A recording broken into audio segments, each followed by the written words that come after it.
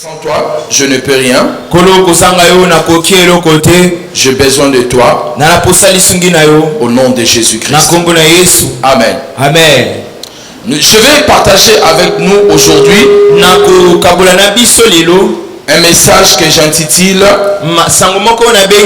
Voici comment les gens meurent pauvres. Le premier part de la finalité de la vie d'une personne qui devient pauvre.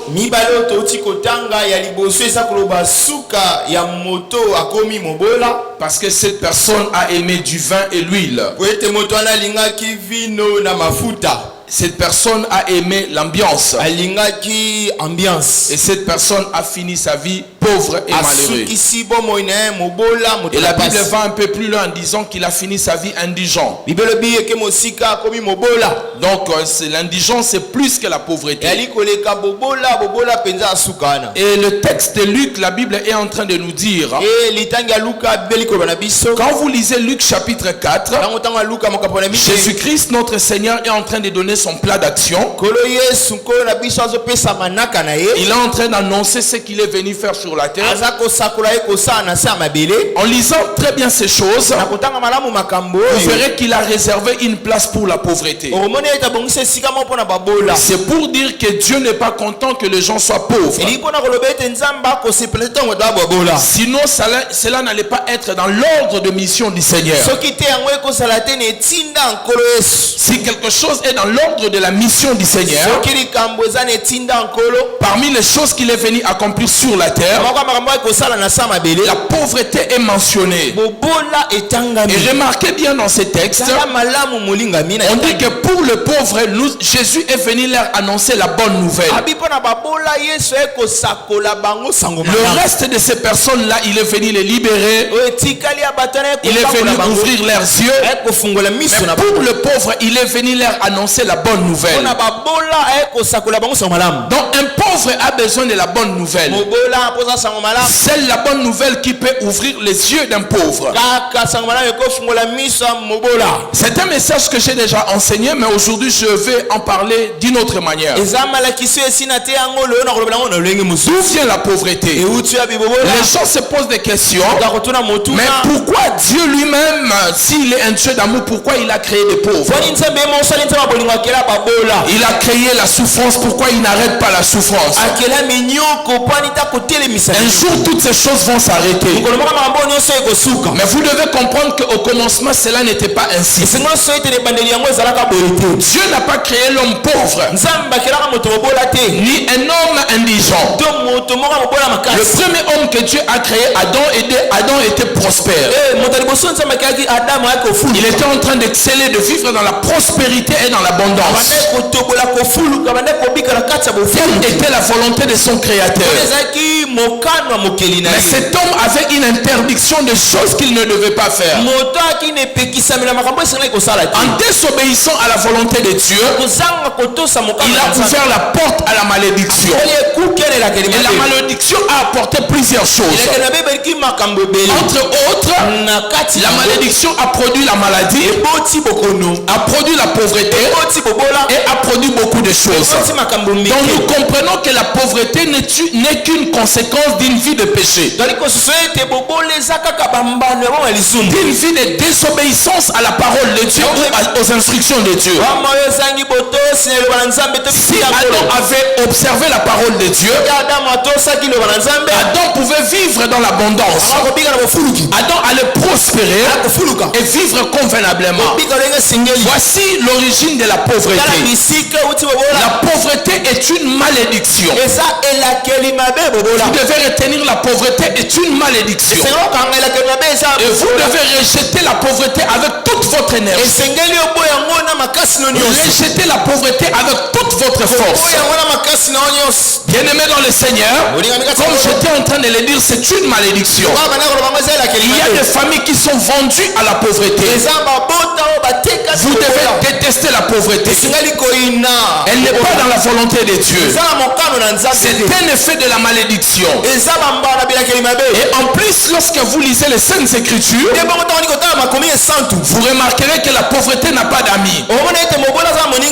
Car la Bible déclare que le riche a beaucoup d'amis. Le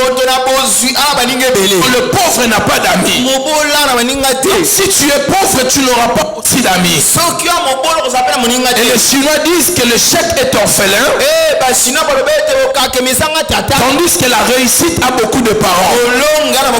Donc toute personne qui vit dans la pauvreté doit se battre pour faire sortir la tête dans l'eau. La pauvreté est l'ennemi numéro 1 de votre vie.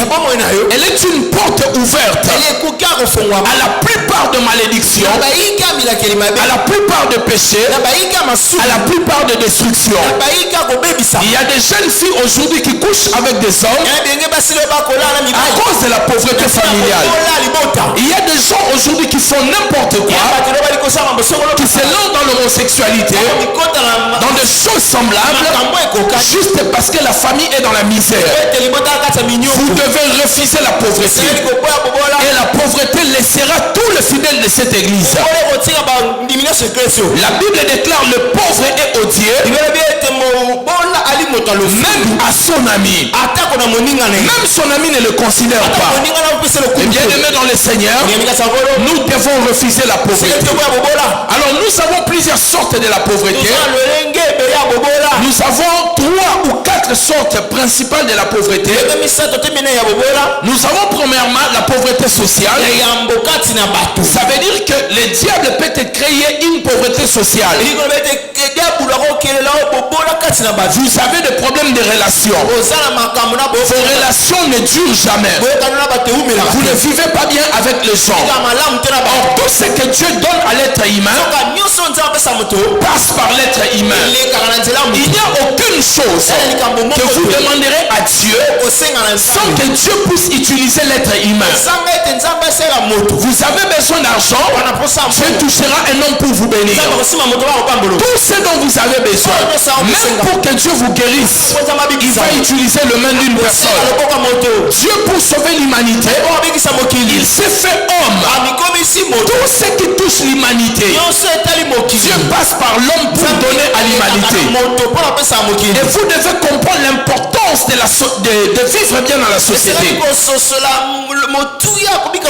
de chasser la pauvreté sociale. Deuxièmement, nous avons la pauvreté physique. La pauvreté physique est liée à la maladie et à la mauvaise santé. Dans la pauvreté physique, Satan peut vous imposer la maladie. Parce qu'une personne qui est malade, c'est une personne qui ne pourra pas travailler. Et si vous ne travaillez pas, vous n'aurez pas d'argent. Alors de fois, Satan peut vous laisser avoir un travail et vous imposer une mauvaise santé. Et la mauvaise santé, elle va devenir cette épine qui vous empêchera de travailler et de réussir votre vie. Et l'esprit de la pauvreté va s'installer dans votre vie par la pauvreté physique en touchant votre santé. C'est pour cela, si le problème de santé commence à frapper votre vie, vous devez comprendre que le diable est en train de travailler pour vous rendre pauvre. Une personne qui est malade, qui fait 2 semaines qu'il ne vient pas au travail, s'il fait 6 mois ne vient pas au travail, quel que soit l'amour que son patron peut avoir pour elle, il finira par le faire partir. Parce que le poste ne peut pas rester vacant. Il faut quelqu'un pour travailler. On ne peut pas continuer à te payer gratuitement. C'est pour cela que vous devez refuser la maladie. Parce que la maladie est une pauvreté physique. Nous avons aussi la pauvreté mentale. La pauvreté mentale, c'est le manque de créativité, le manque de réalisation de projets. Bien aimé, Dieu utilise notre mental pour que nous arrivons à atteindre des objectifs. Lorsqu'il y a le manque de créativité, cela est une preuve que l'esprit de la pauvreté est en train de nous attaquer. Très souvent, bien aimé, les diables imposent la pauvreté par ignorance. Beaucoup de gens sont ignorants. Beaucoup de gens sont ignorants et les diables imposent la pauvreté. Voici quelque chose ou les choses que les diables imposent. L'ignorance que les diables utilisent pour imposer la pauvreté dans la vie de plusieurs enfants de Dieu. La première des choses, errer le pauvre en esprit. Il peut vous montrer un verset dans la Bible en vous disant errer le pauvre en esprit. Beaucoup de chrétiens pensent que ce texte dit que nous devons être pauvres physiquement. Remarquez que la Bible dit le pauvre en esprit. Un esprit humble, un esprit dépendant de Dieu, dépendant de la parole de Dieu. C'est ce qui veut dire errer le pauvre en esprit. Cela ne veut pas dire la pauvreté physique. Bien aimé, plus vous avez l'argent, plus vous aurez les sujets à louer Dieu et à adorer Dieu. Plus vous avez l'argent, plus vous allez passer des prières, des demandes et des supplications. La richesse, la bénédiction sont importantes. Ça va vous permettre de rendre de multiples actions de grâce à Dieu. Plus vous manquez, vous serez dans lamentation. Plus vous manquez, vous allez passer le temps dans les demandes. Plus vous en aurez, vous allez louer votre Créateur. La deuxième chose, deuxième mensonge du diable. Il dit aux gens, il faut être pauvre pour vivre une vie de piété. Mensonge. Non, bien aimé dans le Seigneur, je vois des pauvres qui ne craignent pas le Seigneur. Je vois des frères misérables mais qui vivent dans l'impudicité. Je vois des sœurs qui n'ont pas de moyens mais qui sont éloignés de Dieu. La pauvreté ne va pas t'aider à vivre une vie de piété. Si votre vie chrétienne, je veux dire votre vie chrétienne ne sera pas mieux parce que vous êtes pauvre. Troisième mensonge de Satan. Les gens doivent faire le vœu de la pauvreté sur la terre pour être riches dans le paradis. Comme les prêtres le font. Les gens disent que les prêtres sont des pauvres, ils ne sont pas des pauvres. Ils mangent à leur faim. La nourriture est débordante sur leur table. Il peut avoir une seule chemise mais 15 modèles. Il n'est pas pauvre. Bien aimé dans le Seigneur, la religion nous a menti. 100% de temps de la Bible parle de l'économie et de la prospérité. La plupart des proverbes du Seigneur, lisez très bien, vous allez voir la notion économique à l'intérieur. Ne croyez pas que si vous êtes pauvre, si vous êtes pauvre ici sur la terre et vous allez vivre une grande richesse au ciel, ce n'est pas le cas. Parce que ce que vous faites sur la terre, c'est ce qui va vous suivre au ciel. Regardez bien aimé, la Bible nous parle de l'histoire de Lazare et l'homme riche. Qu'est-ce qui s'est passé? Lazare est mort plus tôt. Il est parti où? Dans les seins d'Abraham. L'homme riche est mort. Il est parti dans les séjours de mort aussi. De l'autre côté, il y avait le feu. Mais regardez dans la Bible, l'homme riche osait encore envoyer Lazare même dans l'au-delà. Il le père Abraham dit à Lazare d'aller de mettre son doigt et de m'envoyer un peu de l'eau. Donc il osait même d'envoyer Lazare là-bas dans l'au-delà. Parce qu'il est considéré pauvre ici-bas. Même au ciel, dans l'au-delà, il n'a pas peur d'envoyer Lazare. Bien aimé Bien-aimés, refusez la pauvreté. Refusez la pauvreté pour votre vie et pour votre ministère. Quelqu'un me dit amen bien. Alléluia. Amen. Quatrième mensonge. Rester pauvre pour être humble. C'est faux aussi. Il y a des gens pauvres et orgueilleux. Des gens en tongue, en babouche tongue. Mais cette personne-là est orgueilleuse. Cinquième mensonge. L'argent c'est le diable. L'argent n'est pas le diable. Il n'y a pas de verset qui parle de cela. Agé chapitre 2, la Bible dit l'or et l'argent m'appartiennent. Comment voulez-vous dire que l'argent appartient au diable? Faites très attention, bien-aimés. À part l'ignorance de ces 5 points que je viens de préciter, à part l'ignorance des 5 points que je viens de préciter, le diable utilise aussi d'autres stratégies pour bloquer les enfants de Dieu. Alors qu'est-ce que c'est la pauvreté? La pauvreté est un état d'esprit qui cherche par tous les moyens de vous retenir.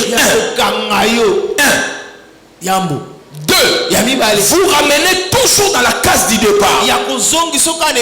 La pauvreté est un état d'esprit ou un esprit démoniaque qui cherche par tous les moyens, je dis bien par tous les moyens, de te retenir ou de te ramener à la case du départ. Et la pauvreté qu'il peut se cacher dans plusieurs choses. Comme je le disais tout à l'heure, la pauvreté peut se cacher dans la maladie. Ça peut se cacher dans les liens de sang. Ça peut aussi être de manière génétique. Je vous montrerai ici des gens qui étaient devenus des millionnaires et qui ont tout perdu à la suite. Donc, manquer l'argent. Alors j'étais en train de dire, la pauvreté est tellement subtile qu'il peut se cacher dans plusieurs choses. Par la maladie, et ça peut aussi être dans le lien de sang. Donc le problème ce n'est pas avoir beaucoup d'argent. Le problème ce n'est pas manquer de l'argent. Vous pouvez avoir beaucoup d'argent, mais quand la pauvreté frappe dans votre maison, vous finirez par perdre l'argent. Alors le diable utilise plusieurs manières pour bloquer les gens dans la pauvreté. Il utilise premièrement des cadenas, les cadenas de la pauvreté. Et ici les projets n'aboutissent pas. Les choses peuvent bien commencer, ça finira toujours mal. Il y a des gens ici dans cette église, tous ceux qui sont en train de me suivre maintenant, tout ce dont vous commencez dans la vie, vous le commencez bien, mais ça s'achève toujours mal. Ça c'est un cadenas de la pauvreté qui doit être brisé aujourd'hui au nom de Jésus. À partir de maintenant, tu commenceras des projets et tu l'achèveras au nom de Jésus-Christ.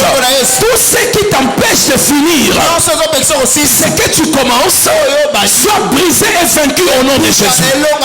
Deuxième chose, c'est le cage. Et ici, la famille ne peut pas sortir. C'est-à-dire que vous êtes bloqué à un certain niveau de la prospérité.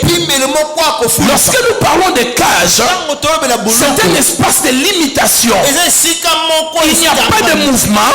Vous ne réussissez pas à s'étendre. Et il y a des personnes et des familles comme ça. Vous vous battez, vous essayez de tout faire, mais vous n'arrivez pas à vous étendre. C'est parce qu'on vous a mis dans une forme de cage de la pauvreté pour que vous ne prospérez pas. Aujourd'hui, dans le nom de Jésus, que ce cage soit brisé au nom de Jésus et que vous sortez de la pauvreté dans le nom de Jésus. Si tu crois, dis Amen 3 fois. Alléluia. Amen. Troisièmement, le diable utilise des flèches de la pauvreté. Ici, la famille ou l'individu, vous n'êtes pas liés. Vous n'êtes pas dans une forme de cage. Mais vous êtes attaqué de loin. On vous laisse prospérer. Mais à un moment, on va lancer une flèche pour retirer l'argent, pour vous ramener dans la pauvreté. Nous avons vu cela avec Job. Job qui était riche, à un moment il a reçu la flèche de l'ennemi et Job a tout perdu. J'aimerais dire quelque chose à quelqu'un qui est en train de me suivre. Ça ne prendra jamais du temps au diable pour prendre toute ta richesse. Il n'y a aucune richesse. Écoutez-moi bien, aucune richesse. Aucun niveau de richesse que tu peux atteindre où le diable ne peut pas le détruire.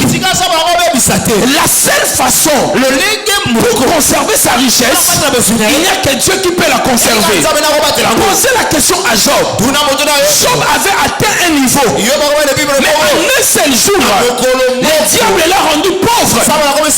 Il n'y a pas un niveau d'épargne que tu peux mettre dans une banque que le diable sera incapable de le récupérer. C'est plutôt la protection divine sur vos biens, sur vos richesses, qui peut garder votre richesse longtemps. Quelqu'un me dit amen bien. Un amen plus fort que ça. D'autres personnes sont dans la pauvreté parce qu'elles ont reçu une marque de la pauvreté. La marque de la pauvreté, c'est une marque qui n'est pas visible à l'œil uni, mais c'est une capacité de t'éloigner de bonnes opportunités, d'énerver les gens qui veulent te faire du bien. N'avez-vous pas remarqué, pour certaines personnes, vous arrivez quelque part, toi qui étais arrivé avant, on refuse de te donner l'opportunité, mais la personne qui vient après toi, c'est la personne qu'on va donner l'opportunité. Vous arrivez avant, vous êtes compétent, mais on vous refuse de vous donner le travail. Celle qui vient après, moins compétent que toi, c'est la personne qu'on va donner le travail. Parce que si tu ne fais pas attention, il y a une marque de la pauvreté qui a été placée en vous. Vous ne pouvez pas le voir. Peut-être à travers les songes, vous pouvez comprendre cela. Mais quand les opportunités vous échappent, quand les gens n'aiment pas vous faire faveur, n'aiment pas vous donner les opportunités, quand vous énervez les gens, dès que les gens te voient, les gens n'ont pas envie de te faire du bien. Tu dois prier pour briser la marque de la pauvreté. Bien-aimé, la marque de la pauvreté existe et vous devez faire très attention à cela. Une autre chose que le diable utilise pour garder les gens dans la pauvreté, ce sont des esprits videurs. Les esprits videurs. Les esprits videurs, ceux qui volent vos sacs, volent vos poches, ce sont des personnes qui vont faire de sorte que, ce sont des esprits qui vont faire de sorte que, si vous avez l'argent, que vous n'arrivez pas à les conserver, vont trouver vos sacs, vont trouver vos poches. Dès que l'argent entre, l'argent sortira avec un problème. Dès qu'il y a une entrée d'argent, un enfant va tomber malade. Dès que vous avez l'argent, une situation va arriver. Papa est malade ou tante est malade. Vous ne pouvez pas garder $1000 en main. Dès que vous commencez à économiser, les esprits videurs vont localiser l'argent qui vient d'entrer plus tôt. Ils viendront maintenant pour créer un problème, créer une circonstance pour que l'argent vous sorte. C'est les genre de personnes où lorsque vous avez votre paye et après des jours tu te poses des questions, mais qu'est-ce que j'ai fait avec cet argent? Mais j'avais vraiment $1500. Mais comment cet argent s'est éparpillé comme ça? Les esprits videurs sont venus pour vider là où l'argent était conservé. Et il y a aussi les esprits gaspilleurs. Dès que vous avez l'argent, les esprits gaspilleurs vont venir frapper votre argent. Vraiment par des dépenses inutiles, des choses non prévues. Cet esprit a frappé l'enfant prodigue. Dans Luc chapitre 15, il a eu l'argent, il est parti riche, il est revenu pauvre. L'esprit gaspilleur, c'est le genre d'esprit qui fait que vous avez beaucoup et vous perdez aussi rapidement. C'est que vous avez gagné difficilement, vous allez les perdre aussi facilement. Quelqu'un me dit amen bien. Alors voici un autre moyen où vous pouvez comprendre que l'esprit de la pauvreté s'est marié avec vous et cet esprit s'attache avec vous. C'est à travers les rêves. Nous avons parlé des rêves dans cette église par plusieurs moyens. Vous connaissez qu'est-ce que c'est le rêve. Mais je vais dire une seule chose. Le rêve est révélateur de votre réalité spirituelle. Ce que vous voyez dans les rêves veut simplement révéler ce que vous êtes en train de vivre dans le monde spirituel. Là où vous voyez dans les rêves, c'est ce qui veut dire là où vous êtes positionné spirituellement. Les rêves sont révélateurs. Ce sont les choses que nous voyons dans l'esprit, mais dont les conséquences sont dans le monde physique. Alors voici les rêves de la pauvreté. Lorsque vous rêvez que vous avez perdu tous vos biens, bien aimé, c'est l'esprit de la pauvreté. Il y a une femme qui est en train d'acheter beaucoup de maisons, des immeubles, elle est en train de construire. Mais elle avait fait un rêve qu'un jour elle avait tout perdu. Et cette femme perdra tous ses biens. Si elle n'adore pas Dieu, si elle ne fait pas l'alliance avec Jésus, elle finira par tout perdre. Je vous dis la vérité. J'ai vu des gens riches devenir des pauvres.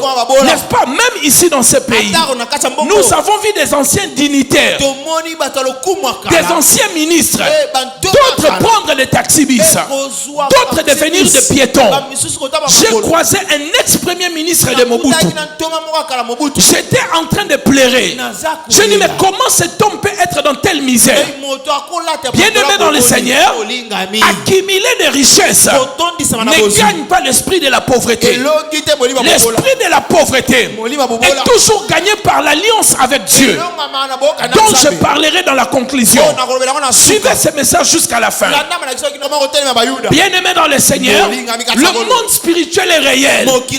J'ai dit dans cette église, tous les messages de la Bible sont vrais. La grâce est un vrai message. J'ai commencé à le prêcher il y a 18 ans. J'ai encore des preuves de mon message. La prospérité est un message biblique. L'enlèvement est un message biblique. Le combat spirituel est un message biblique. Nous sommes dans le ministère de la défense du royaume. Quand il s'agit de la guerre, on n'appelle pas le ministère de l'économie, on n'appelle pas le ministère des finances, on appelle la défense. Nous sommes le ministère de la défense. Quand il s'agit pour défendre le royaume à travers les prières, vous pouvez faire appel à cette église, vous pouvez faire appel à ce ministère, parce que nous savons comment le combat spirituel s'exerce. Les autres prêchent d'autres messages, mais sur le terrain, armes spirituelles que nous sommes en train d'enseigner ici, il faut avoir le rasoir de Dieu, il faut avoir le bélier de Dieu, il faut avoir le marteau, il faut avoir l'esprit d'aveuglement spirituel, il faut avoir le sang de Jésus, il faut avoir toutes les armes pour s'engager dans la bataille. Ephésiens 6, Paul le dit, prenez toutes les armes de Dieu. Combien des armes? Toutes les armes. Combien des armes? Toutes les armes. Paul dit encore dans 2 Corinthiens 10, il dit car les armes par lesquelles, il n'a pas dit l'arme, les armes par lesquelles nous combattons, elles ne sont pas charnelles, elles sont puissantes par la vertu de Dieu. Mais si tes mains ne sont pas exercées, comme les islamistes le disent, tu ne peux pas t'engager dans la bataille spirituelle. Ils ont préféré la facilité. Nous avons exercé nos mains dans la bataille. On peut se tenir 6 heures dans la prière. On peut gêner plus de 150 jours. Nous savons comment la guerre se fait sur le terrain. Quelqu'un me dit amen bien. Un amen plus fort que ça. Alléluia. N'acceptez pas la facilité. Bien aimé dans le Seigneur, vous devez connaître les réalités spirituelles. Si vous ne connaissez pas les réalités spirituelles, la vie va vous passer comme ça. Et vous allez mal finir votre course sur la terre. Quelqu'un me dit amen bien. Bien aimé dans le Seigneur, vous devez comprendre, avoir l'argent ne gagne pas l'esprit de la pauvreté. Achetez des grands biens, achetez des grandes maisons, épargnez à l'excès, ne fait pas de toi un homme qui a gagné l'esprit de la pauvreté.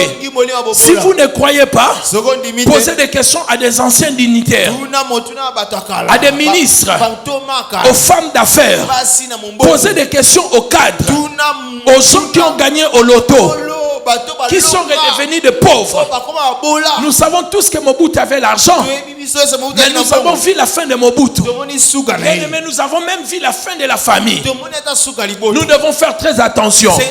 Vous pouvez acheter des maisons, mais quand la pauvreté vient frapper, vous ne forcément pas, la pauvreté ne peut pas être gagnée par les maisons que vous avez achetées.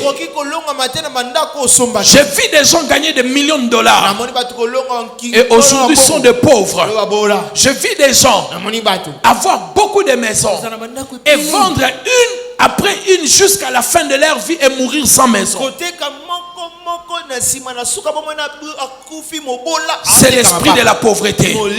Mais bien aimé dans le Seigneur, l'une des choses que Satan peut faire, quand j'ai défini la pauvreté, j'ai dit la pauvreté, ça peut être ce sont les manœuvres de Satan de vous retenir ou de vous ramener dans la case du départ. Des fois l'ennemi peut vous laisser progresser, mais à la fin de votre vie il va vous humilier en retirant tout.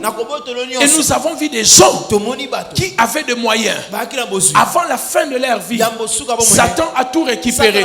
Et ces gens sont morts avec humiliation et avec la honte.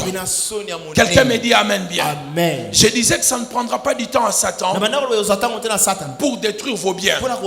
Mais maintenant, comment faire pour ne pas mourir pauvre? C'est ça la préoccupation. Moi, si j'étais auditeur, ce qui va m'intéresser, c'est ce que le pasteur va dire maintenant.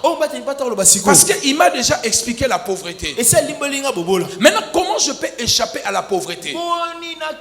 J'ai déjà travaillé, j'ai beaucoup d'argent. Ou je n'ai pas encore l'argent. Que dois-je faire pour gagner l'esprit de la pauvreté? Comment faire pour sécuriser mes biens et vivre dans la richesse? J'ai besoin de l'assurance. Dieu est un assureur. La Bible dit la foi est une ferme assurance. Et Dieu est un assureur. Bien aimé dans le Seigneur, écoutez-moi très bien. La première des choses que vous devez faire, si vous avez l'argent, si Dieu commence à vous bénir, ou si vous travaillez dur et vous avez l'argent, je parle à ceux qui m'écoutent et à ceux qui sont dans cette salle, ceux qui suivront cette vidéo. La première des choses que vous devez faire, c'est entrer en alliance avec Dieu. Lorsque vous entrez en alliance avec Dieu, vous sécurisez votre richesse. Beaucoup de gens sont riches aujourd'hui. Demain, ils mourront pauvres. Je vous ai parlé d'un homme. Cet homme qui a travaillé toute sa vie comme fonctionnaire. Et à 62 ans, il part à la retraite. On l'a payé sa sa retraite, avec l'argent d'épargne qu'il avait, il a construit un immeuble de 3 niveaux qui a pris 3 ans pour finir. À 65 ans, un jeune homme est venu le voir. Il a dit, viens, écoutez, si nous vendons ton immeuble, non. Si tu investis l'argent dans un projet de l'huile de palme, tu auras double ce que tu as investi. Et l'homme a été flatté par le projet. Au lieu même de parler à son épouse, il n'a pas parlé à son épouse. Il est parti vendre l'immeuble.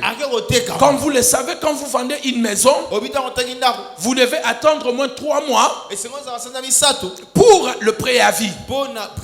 Et cet homme savait que d'ici 3 mois, il y aura déjà la rentabilité. J'expliquerai à mon épouse et nous allons construire une autre maison. Et ce jeune homme est parti avec tout l'argent. Voilà l'esprit de la pauvreté. Cet homme, il a perdu l'immeuble, la chose dont il s'est battu toute sa vie. Il a fini sa vie comme pauvre. Et quand sa femme a appris cela, sa femme a divorcé à plus de 65 ans. Quelqu'un me dit amen bien. La femme est partie, l'homme est resté sans maison, sans femme, et la finalité, il s'est donné la mort. Voilà l'esprit de la pauvreté. Si tu n'es pas intelligent, tu ne peux pas comprendre comment l'esprit de la pauvreté fonctionne.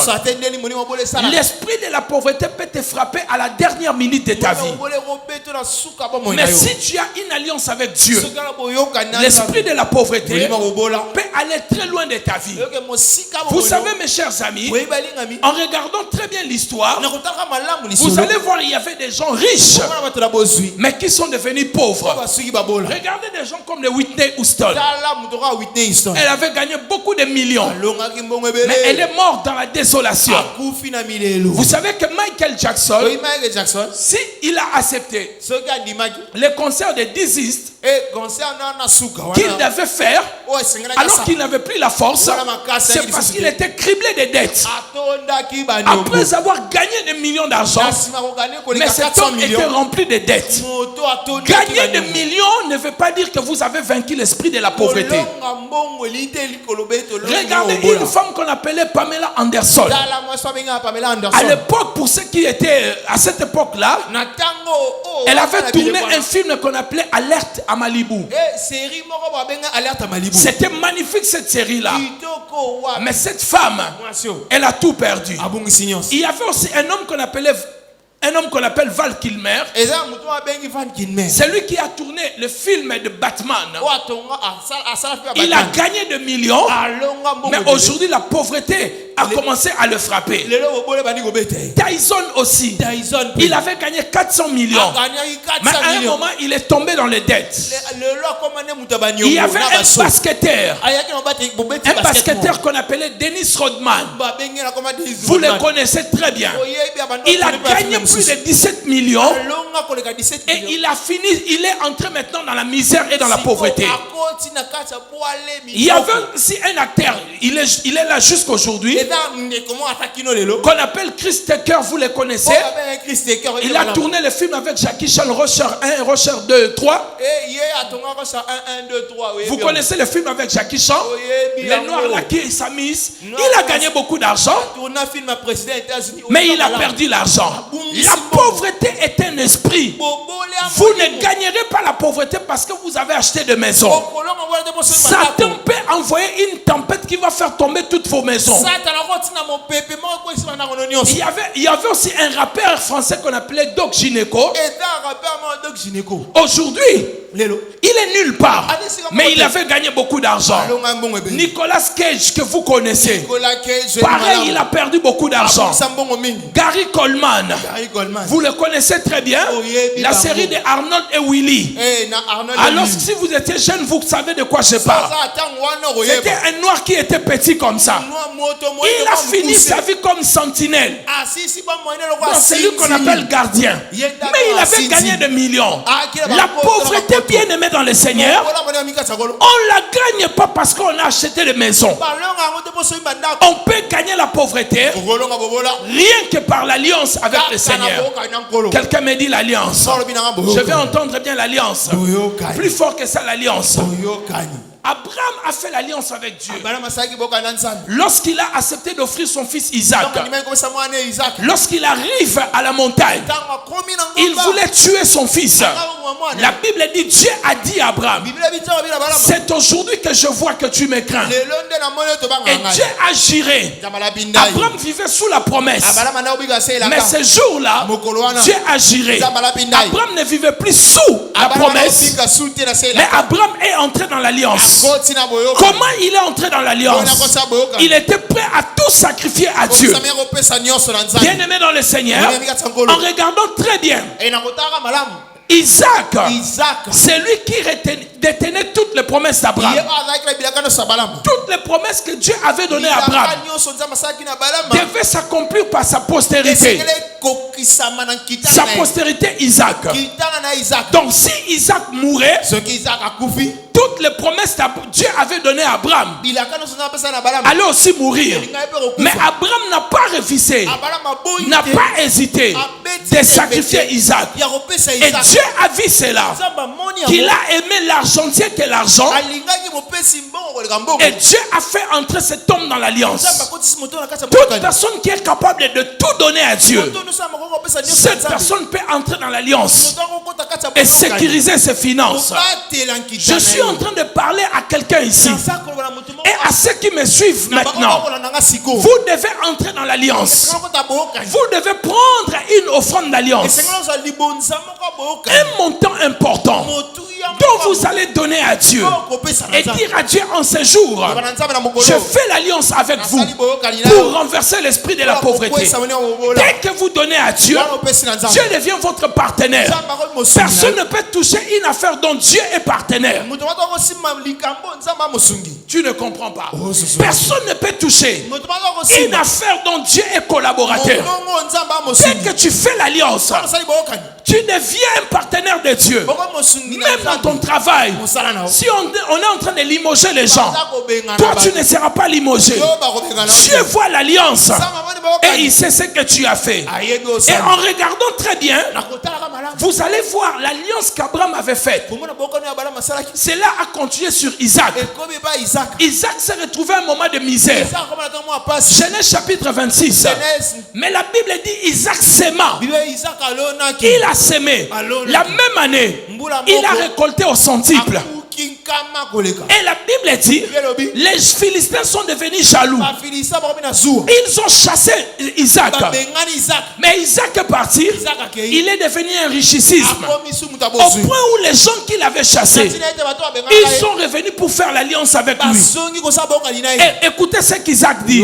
Si je n'avais pas pour moi, il a dit les dieux, il a dit plutôt les dieux de mon père Abraham. Voilà l'alliance d'Abraham. A béni son fils Isaac. Vous pouvez faire alliance aujourd'hui avec Dieu. Et tous vos enfants vont vivre dans la richesse.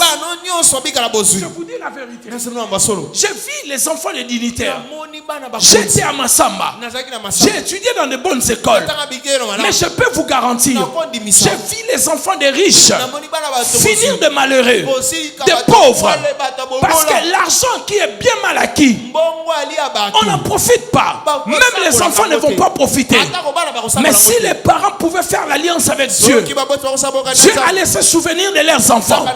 Dieu s'est souvenu de David, s'est souvenu de Mephibosheth à cause de l'alliance de son père. L'alliance que tu feras, Dieu se souviendra de toi, de tes enfants, de tes petits-enfants. C'est ainsi lorsque nous lisons la Bible, nous voyons même Jacob. Il a vécu la même prospérité. Bien-aimé, je peux te parler librement. Jacob n'a pas connu la misère. Il a quitté chez son beau-père. Il est parti riche. Quand il est arrivé chez son beau-père, Jacob est arrivé avec un bâton, avec une bouteille d'huile. Ce sont les deux choses qu'il portait. Mais quand il est parti de chez son beau-père, Jacob avait deux camps. Il avait des femmes, il avait des enfants, il avait des richesses, au point où il pouvait donner à son frère Esaü. L'alliance d'Abraham a marché avec Jacob. Même quand la famine a frappé toute la terre, Jacob n'était pas dans la misère. Lisez bien la Bible. Jacob a manqué seulement le blé. Il ne manquait que le blé. Il avait la nourriture. Lisez bien la Bible. Lorsque ses enfants sont partis en Égypte, il leur a donné les meilleurs fruits de Canaan pour apporter à Joseph. Il ne manquait pas la nourriture. Il manquait seulement le blé. Lisez la Bible très bien. Même en Égypte, quand les 7 ans de famine ont commencé à frapper, ça frappait tout l'Égypte. Dans Genèse 47, verset 13, la Bible dit la famine était grande dans tout le pays. Les Égyptiens étaient dans la famine. Mais dans Genèse 47, verset 27, la Bible dit que Jacob était à Goshen. Il était très riche et il avait beaucoup de possessions. Même quand la famine a frappé l'Égypte, ça n'a pas frappé le peuple d'alliance. Bien-aimé dans le Seigneur, entrer dans l'alliance avec Dieu. L'argent n'est rien. Tu es né nu, tu sortiras de ce monde nu. 1000 euros, 1000 dollars, 2000 dollars. Ce n'est pas beaucoup pour faire une alliance avec Dieu. Qui peut protéger tes finances, qui peut perpétuer la richesse dans ta vie. Quelqu'un me dit amen dans cette église. Un amen plus fort que ça. La première des choses, c'est l'offrande d'alliance. Où tu prends tout ton salaire, la moitié de ton épargne, tu dis à Dieu, je mets ça. Aujourd'hui, en ce jour, je fais l'alliance avec toi. La Bible dit, Dieu ne viole jamais son alliance. Dans cette année de transfert des richesses que nous entrons, nous devons être un peuple d'alliance. Prends la moitié d'argent que tu as. N'ayez pas peur. Viens avec ça à l'église. Dis Seigneur, je fais l'alliance avec toi. Prends tout ton salaire. Dis Seigneur, je fais l'alliance avec toi. Je veux vivre la richesse d'une autre manière. L'esprit de la pauvreté n'a aucun respect à la prière. Respecte seulement la prière et les alliances. Si ton alliance, si ta prière n'est pas couplée avec les offrandes d'alliance, l'esprit de la pauvreté aura toujours un effet sur toi. Tôt ou tard, tu me donneras raison. L'esprit de la pauvreté viendra te frapper. Je vous dis la vérité. Mais l'alliance, elle est puissante. En dehors de l'offrande d'alliance, il y a la dîme. La dîme, elle est puissante. Bien aimé, la dîme ouvre les églises des cieux. La dîme, elle est biblique. La première fois la Bible parle de la dîme, ce n'était pas dans la loi. C'était Abraham. Abraham a vécu sous la promesse. Jacob en a parlé. C'était pas la loi. Matthieu 23, 23. Jésus a parlé de la dîme. Hébreux chapitre 7. La Bible dit c'est Jésus qui prend notre dîme. Allez lire Hébreux chapitre 7 verset 1 à 8. On dit là-bas de l'autre côté, c'était les sacrificateurs qui le prenaient. Mais la Bible dit ici c'est Jésus. On dit c'est lui qui est vivant qui prend nos offrandes, nos dîmes plutôt. La dîme a une puissance. La dîme c'est aussi quelque chose qui brise la pauvreté. La dîme sécurise nos richesses. La Bible dit pour ceux qui payent leur dîme. La Bible dit pour vous je menacerai les dévoreurs. Toute richesse peut être menacée par Satan le diable. Mais la dîme peut menacer le diable. Oral Robert était en train de mourir. À 17 ans, il s'est souvenu qu'il avait sa dîme dans la poche de sa veste. Il a dit à sa maman, va vite à la maison, prends ma dîme. Va payer ma dîme. Je ne veux pas arriver au ciel voleur. Et Oral Robert, sa mère est partie payer la dîme. Dès que sa mère a payé la dîme, Oral Robert était guéri de la tuberculose. Depuis l'âge de 17 ans, il est mort à plus de 90 ans. Il a bâti de grandes universités. Il a bâti des choses. C'était l'un des pasteurs les plus riches. Au point où Branham s'étonnait comment un homme de Dieu pouvait être riche comme ça. Parce qu'il avait compris la loi de la dîme. Bien aimé, la dîme elle est puissante. Faites très attention. Vous devez apprendre à libérer votre argent. C'est une façon de vaincre la pauvreté. Que Satan ne vous empêche pas d'entrer dans l'alliance. Il va te montrer beaucoup de formules. Il va te dire que ce pasteur est un menteur. C'est un escroc. Il cherche l'argent pour lui-même. Mais si tu écoutes la voix du diable, à la fin c'est toi qui vas pleurer. C'est ce que je suis en train de vous dire. Je l'ai fait, je l'ai expérimenté et je vis Dieu. Mes prophètes, mes ancêtres dans la foi l'ont fait et ils ont attesté cela. Et ça c'est une vérité. La Bible dit tel qui épargne dans l'excès, il ne fait que s'appauvrir. Bien-aimé, libérez votre argent pour les causes du royaume. Entrez dans l'alliance avec Dieu. Vous verrez ce que Dieu fera dans votre vie. Bien-aimé, vous savez, David connaissait cela au point où il disait, je ne peux pas offrir à Dieu des choses qui ne m'écoutent pas.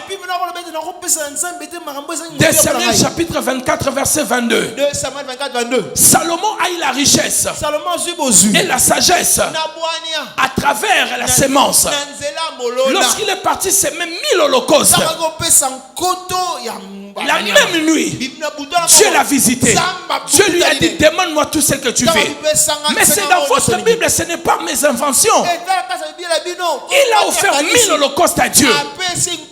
Et Dieu lui a donné la richesse. Plus que tous les rois de la terre. Dieu lui a donné la sagesse. Parce que l'homme était entré dans l'alliance. La pauvreté peut être vaincue. À jamais dans toutes les générations de ta vie. Si tu peux entrer dans l'alliance avec Dieu. Si tu as l'habitude de faire les alliances, l'alliance peut se faire chaque année. On peut renouveler l'alliance. Nous avons fait 5 ans d'alliance avec Dieu. Moi, mon épouse et mes enfants. Chaque année, on envoyait l'argent. À l'époque, c'était $1000. Mais $1000, c'était beaucoup pour nous. Je parle de plus ou moins 10 ans passés. Chaque année, on envoyait $1000 chez Crève le dollar. Ce n'était pas évident. Des fois, mon épouse devait voyager avec les enfants pour aller laisser l'argent. Ça nous coûtait beaucoup. Mais l'alliance nous a ouvert des portes. L'alliance nous a bénis. Et aujourd'hui, je ne manque pas d'argent. Toutes les semaines, Dieu me bénit avec l'argent. Vous pouvez poser des questions à des gens. Pasteur Yann Divinique, tous ces gens. Toutes les semaines, j'ai l'argent. Les gens m'envoient l'argent toutes les semaines. Parce que je vis à ciel ouvert. L'alliance est en train de fonctionner dans ma vie. Bien aimé, tu peux vaincre la pauvreté. Entrez dans l'alliance. Entrez dans l'alliance avec Dieu. L'argent n'est rien. Mais si tu peux entrer dans l'alliance, quelque chose va se passer dans ta vie. Quelqu'un me dit amen bien. Un amen plus fort que ça. Je suis en train d'aller clôturer mon message. Quelqu'un me dit amen bien. Un amen plus fort que ça. Vous devez apprendre à faire cela. Le cause du royaume. Vous devez entrer dans l'alliance. Vous devez payer vos dîmes. Vous devez donner à Dieu. Dorcas a donné. Elle est morte. Les veuves ont présenté ce qu'elle donnait. Dieu l'a ressuscité de mort. Bien-aimé dans le Seigneur, apprenez à donner. Je peux vous parler de beaucoup de choses sur les données. Des grands témoignages que j'ai vécu de miracles. J'ai donné au pasteur Respect il y a de cela plus ou moins 10 ans. Il montre sorti des diamants avec plus de 20 pierres de diamants. Plus fort que ça, les prémices. Les prémices. Plus fort que ça, s'il vous plaît. Le prémisse. Encore plus fort que ça. Les prémices est une alliance incontournable. Une alliance que Dieu lui-même a imposée. Toutes les alliances que Dieu impose sont des alliances qui ouvrent les portes des cieux. Nous avons mal prêché les prémices. Nous avons dit aux gens, les prémices, c'est quand tu as ton travail. C'est le premier salaire que tu donnes à Dieu. Non, les prémices, c'était le premier fruit de l'année. Chaque année, le premier fruit que tu as, c'est ce que tu donnes à Dieu. Le premier salaire du mois de janvier, tu ne le manges pas, tu donnes à Dieu. C'est une alliance puissante que Dieu avait ordonnée à l'Israël dans le pays où ils étaient en train de partir. Regardez très bien, toutes les alliances ou toutes les choses que Dieu défend, Dieu interdit à l'homme de l'utiliser. Quand l'homme l'utilise, Dieu le frappe. Je vous dis la vérité. Regardez quand ils arrivent à Jéricho, Dieu avait dit qu'il ne devait rien prendre. Toutes les richesses de Jéricho devaient être dévouées par interdit. Akan a volé. Ce n'était pas tout Israël. C'était une seule personne. Même pas une famille, une personne. Qui a volé? Dieu a frappé tout Israël. Est-ce que vous me comprenez? Dieu avait interdit. Une seule personne a pris. Dieu a frappé des millions de personnes. Alléluia. Au point où ils ont perdu la guerre à Haï. Et beaucoup sont morts. Quelqu'un me dit amen bien. Un amen plus fort que ça. Est-ce que je parle à quelqu'un? Quelqu'un me dit amen bien. Un amen plus fort que ça. Alléluia. Amen. Regardez encore dans la Bible. L'une des choses qui a fait que le roi Saoul soit rejeté par Dieu. Pourquoi? Il a pris l'interdit. Il a caché quelque chose qu'il ne devait pas cacher. Quelqu'un me dit amen bien. Un amen plus fort que ça. Alléluia. Nous devons faire très attention. Tout ce que Dieu vous interdit de prendre, ne le prenez pas. Ananias et Saphir, ils ont pris la décision de vendre et de tout donner à l'église. Ils ont juste enlevé un peu, pas beaucoup, un peu. Ils ont rempli leur engagement, mais ils ont enlevé juste un peu. Dieu les a frappés. Ils sont morts sur place. Mais bien aimés dans le Seigneur, nous devons faire très attention. Je disais que nous devons faire très attention. Nous devons faire très attention avec toutes ces choses-là. Quelqu'un me dit amen bien. Un amen plus fort que ça.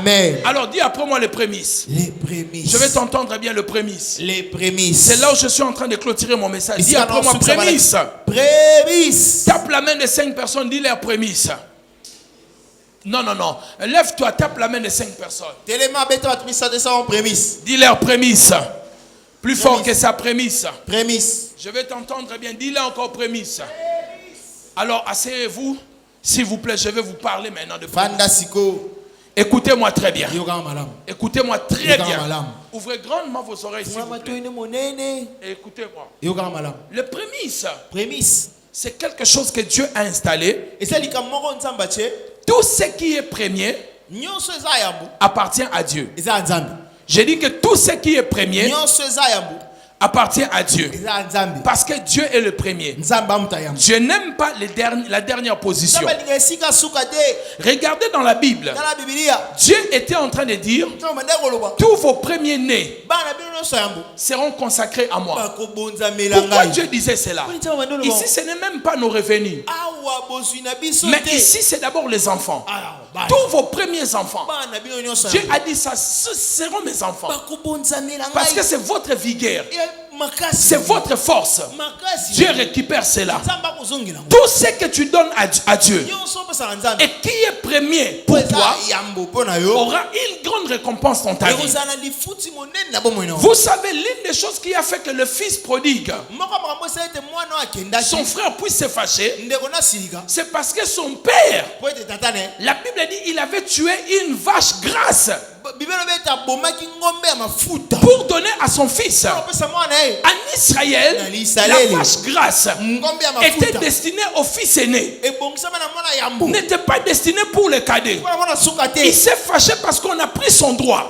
Si l'humain peut se fâcher parce qu'on a pris son droit, à combien plus forte raison Dieu lorsqu'on prend son droit? Le premier, c'est un droit de Dieu.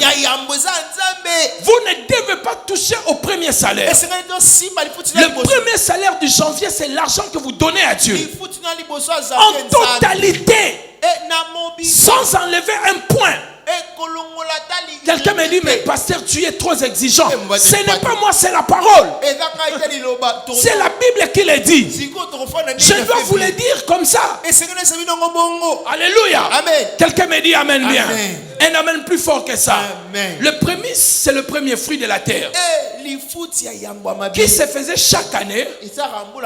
Pour que Dieu bénisse ton année, il fallait apporter ton premier salaire. Je l'ai dit actuellement, le premier salaire. À l'époque, c'était le premier fruit de la terre. Cela était une forme élevée d'honneur qu'on donnait à Dieu. Et cela permettait à Dieu de bénir toutes vos affaires durant l'année. Nous pouvons voir cela dans la Bible. Proverbe chapitre 3 verset 9. La Bible dit: honore l'Éternel avec tes biens et avec le prémisse de tout ton revenu. Honore l'Éternel avec tes biens et avec les prémices de tout ton revenu. Et voici la conséquence. Alors, tes greniers seront remplis. Dieu dit: si tu m'honores avec les prémices, tu ne prends pas ton salaire de janvier.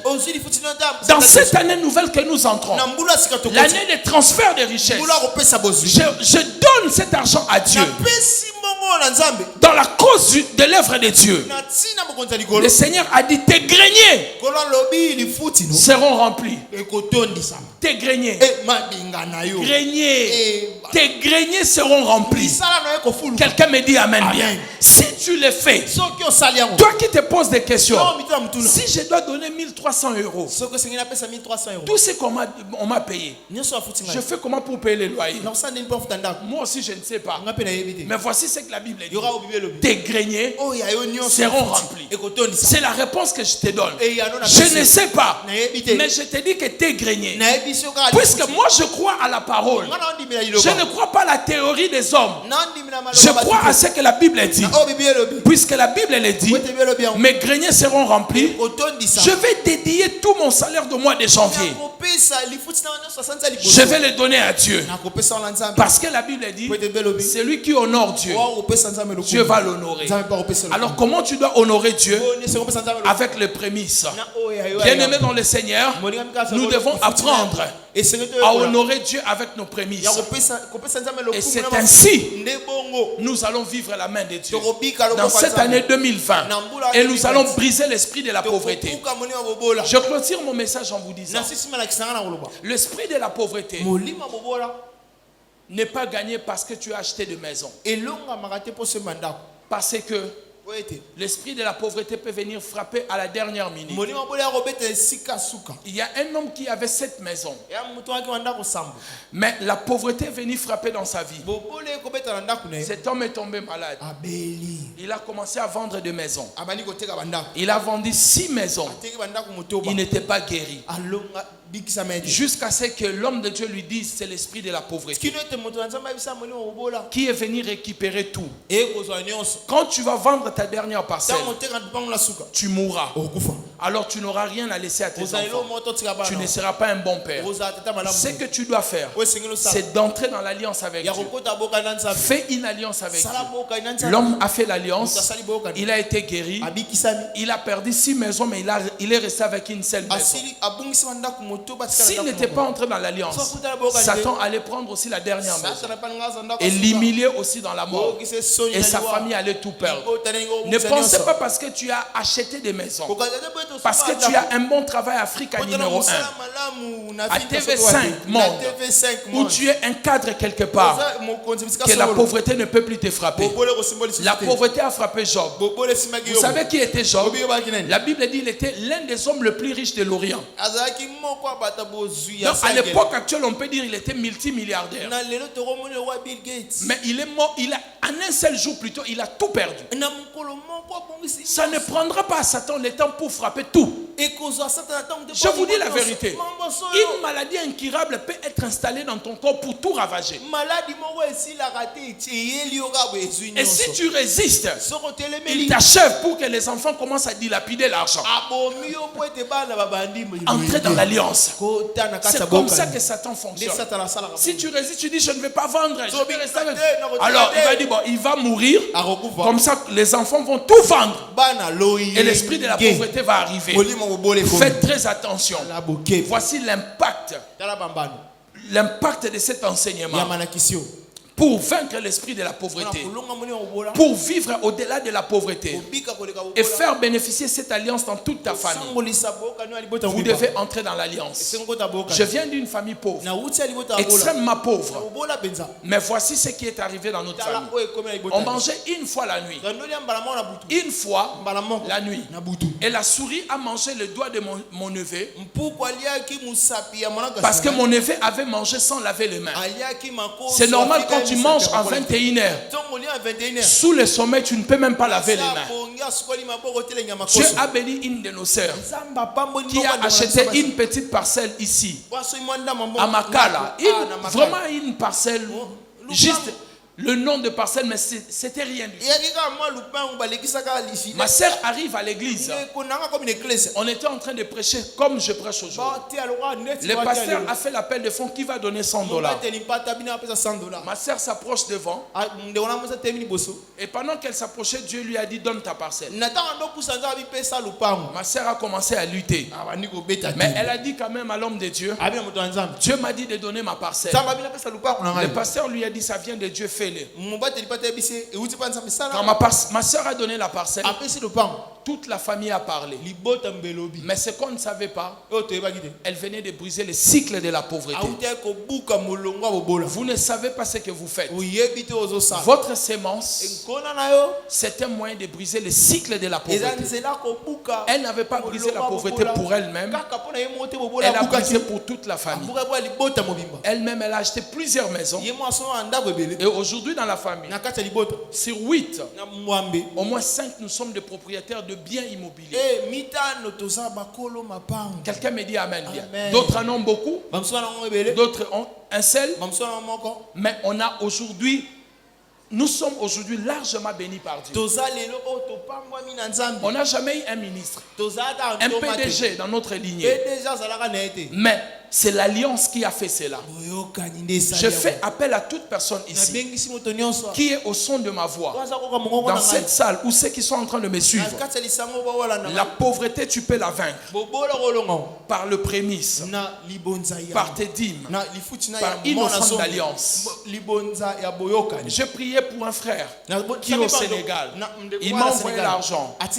Il est en train d'attendre $80,000. On doit le payer. Je dis qu'on va te payer dans les semaines qui arrivent. Dès que tu as cet argent, tu enlèves la moitié pour l'alliance avec Dieu. Tu m'envoies $40,000. Quelqu'un va dire mais ce pasteur il n'est pas sérieux. Je suis sérieux. Je prie déjà pour faire sortir cet argent et je suis en train de l'aider d'entrer dans l'alliance pour que l'argent ne finisse jamais dans sa vie. Moi-même je le fais, c'est pour cela que je lui montre le chemin. Et il va le faire sans le forcer. Je lui ai montré les Écritures et je ne l'appellerai plus pour cela. Et il va le faire. Pasteur, comment tu sais qu'il va le faire? Parce que Dieu m'a oint pour cela. Dès que l'argent va entrer, lui-même il va m'appeler. Je ne l'appellerai pas, il va m'appeler. Oh, mais pasteur, tu es trop sûr de toi? Oui, oui. Je connais l'alliance, comment ça fonctionne. Quelqu'un me dit amen bien. Amen. C'est ça l'alliance. Il y a des gens qui ont envie de me faire du bien sans que je le demande. Dans mon groupe WhatsApp, Quelqu'un m'a appelé à écrire, non, on veut te faire du bien. C'est l'alliance. Je sais comment ça fonctionne. Quand tu n'es pas dans l'alliance, tu vas forcer les choses, appeler tout le monde, fais-moi ceci. Non, quand tu es dans l'alliance, tu ne forces pas. Ça va arriver sans forcer. Je vous dis la vérité, sans forcer. Quelqu'un me dit amen bien. Amen. Je prêchais dans une église. Un frère m'a dit, il est en train de vendre son terrain. Je ne sais pas à qui j'ai montré, peut-être le pasteur. Il est en train de vendre son terrain $400 000. Il m'a dit 400 000 euros. Il m'a dit, pasteur, prie pour moi. Dès que je le vends, je vais donner une partie à ton église. J'ai prié et il va m'appeler. Il enverra. Peut-être 40 000, 5 000. Il va envoyer. Quelqu'un me dit amen. Comment tu le sais? L'alliance. Parce que s'il ne le fait pas, les dieux de mon alliance va les rappeler. C'est ce qu'il a fait à David. L'alliance a rappelé David. Il avait déjà commencé à manger. L'alliance a parlé dans le cœur de David. Tu manges, tu as oublié Mephibosheth? Il a dit, mais est-ce qu'il y a encore quelqu'un dans la famille de Saül? L'alliance, elle est puissante, bien aimée. Je vous invite à entrer dans l'alliance en faisant votre prémisse. Le premier salaire de janvier, tu ne le manges pas. Pas seulement pour ce janvier. Pour tous les mois de janvier où tu seras sur la terre. C'est ton alliance avec Dieu. C'est Dieu qui l'a recommandé. Faites-les et tes greniers seront remplis. Si tu peux le faire, tu peux aussi prendre ton argent de part. Appelle-moi même si tu es à l'étranger. Dis-moi, homme de Dieu, je vais faire l'alliance avec le Dieu que tu prêches. Je vais enlever la moitié de ma richesse et je vais donner à Dieu. Et tu verras ce qui va se passer. Le jeune homme riche a refusé de donner. Il a fermé la porte au trésor du royaume. Jésus lui a dit, vends tout ce que tu as. Donne aux pauvres. Suis-moi et tu auras des trésors dans le royaume.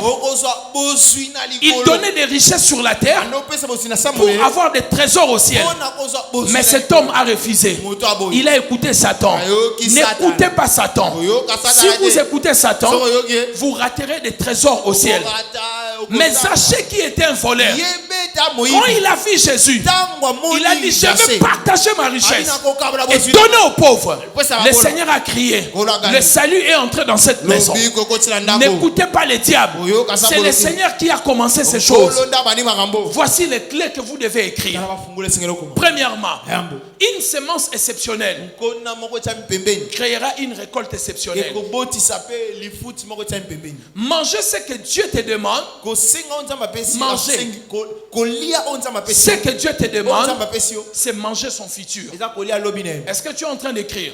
Je dis, une semence exceptionnelle produira une récolte exceptionnelle. Manger ce que Dieu te demande, c'est manger son futur. Si Dieu te demande quelque chose que vous voulez garder, sachez-le que c'est là est une semence que Dieu te demande. Dieu avait semé un fils. Il a eu une famille. La semence produit toujours plus ce que vous donnez. La qualité de votre semence détermine la qualité de votre récolte. La semence que vous semez ne quitte pas votre vie, mais précède votre futur. J'ai dit quelque chose. La semence que vous semez, les prémices que vous semez ne quitte pas votre vie, mais précède votre futur. Quand Dieu vous demande une semence, quand Dieu vous demande le prémisse, c'est qu'il a déjà préparé votre récolte. Dieu ne demande pas s'il n'a pas préparé la récolte. Si vous demandez à Dieu une moisson, il vous demandera une semence.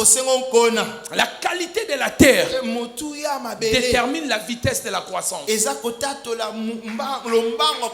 qualité de la terre détermine la vitesse de la croissance. Il y a des choses, si vous semez à Dubaï, ça ne sortira même pas, ça ne produira pas.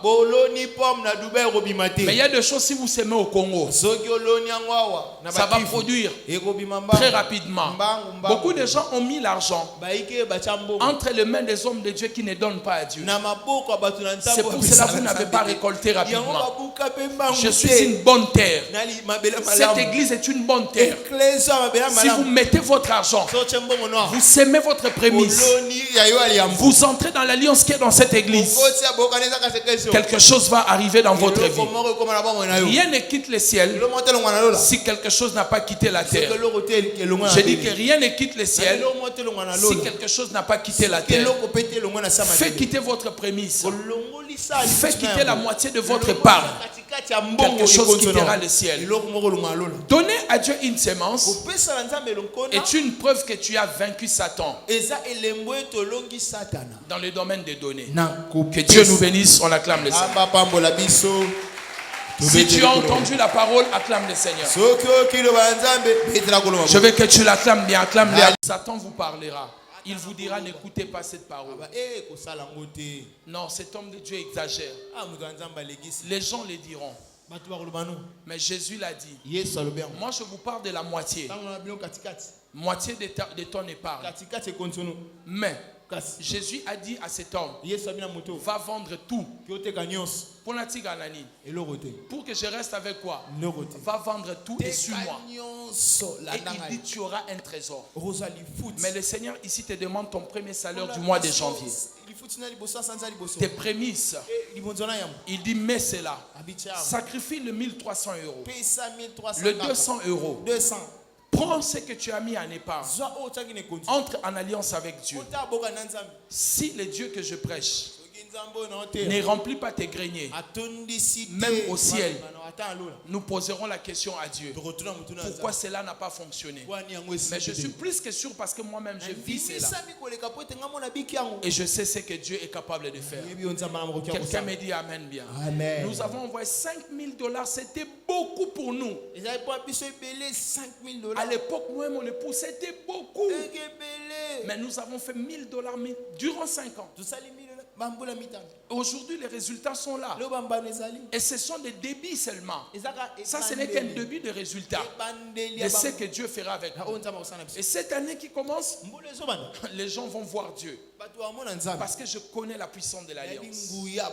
Maintenant, je suis en train de parler à chacun de vous. Je ne dis pas aux gens de venir devant. Mais je dis aux gens de prier dans votre cœur. D'écouter Dieu.